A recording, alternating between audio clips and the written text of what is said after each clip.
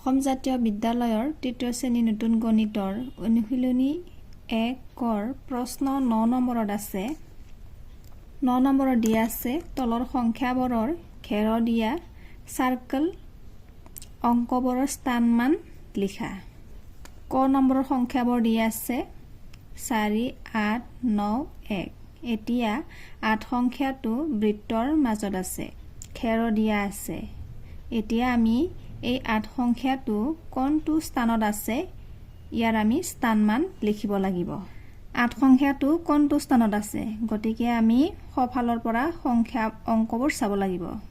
1 সংখ্যাটো আছে একক স্থান, 9 সংখ্যাটো আছে দশক, গতিকে 8 সংখ্যাটো হ'ব শতক স্থান। গতিকে আমি ইয়াতে লিখিব লাগিব 800, অৰ্থাৎ 8 সংখ্যাটো 100ৰ লগত পূৰণ হ'ব। গতিকে আমি সমান চিন দি লিখিব লাগিব 800।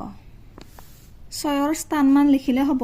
6 সংখ্যাটো আছে একক দশক, দশক স্থানত আছে। গতিকে আমি সমান চিন দি লিখিব লাগিব 6 10, অৰ্থাৎ 60 হ'ব।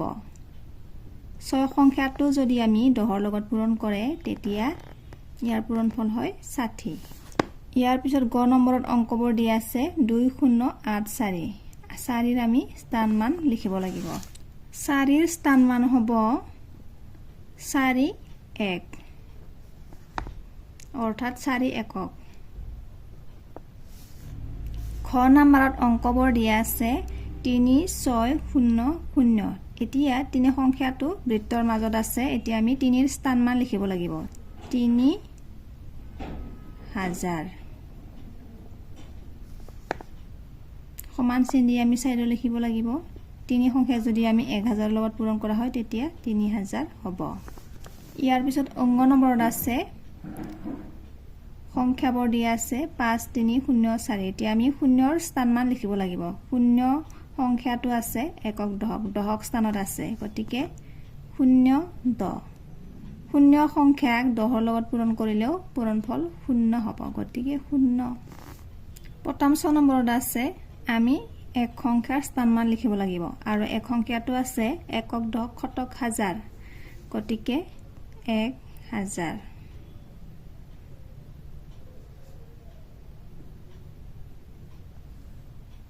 প্ৰশ্ন 10 নম্বৰৰ ক নম্বৰত আছে 4টা অংকৰে লিখিব পৰা আটাইতকৈ সৰু সংখ্যাটো কি? 4টা অংকৰে লিখিব পৰা আটাইতকৈ সৰু সংখ্যাটো হ'ব, আটাইতকৈ সৰু সংখ্যাটো হয় 1।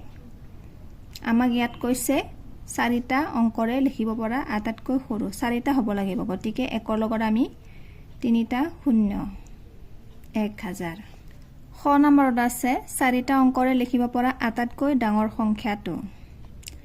ইয়াত আটাইতকৈ ডাঙৰ সংখ্যাটো হ'ব 9। আমাক 4টা লিখিব দিছে, গতিকে আমি 4টা 9 লিখিব লাগিব।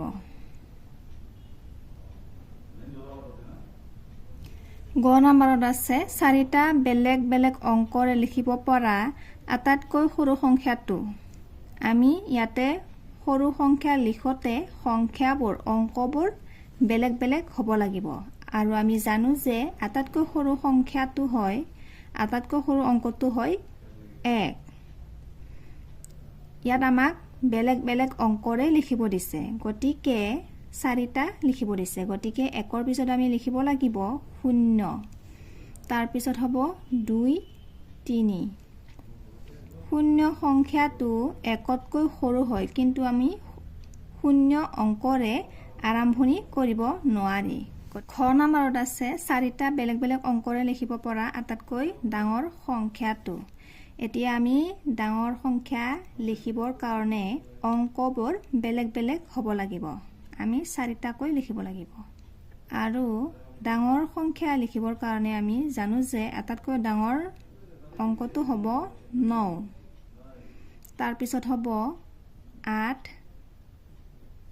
তাৰপিছত লিখিব লাগিব 7, তাৰপিছত 6। আমাক 4টা বেলেগ বেলেগ অংকৰে লিখিব দিছে, গতিকে আমি সংখ্যাটো পালোঁ 9 8 7 6। উত্তৰ।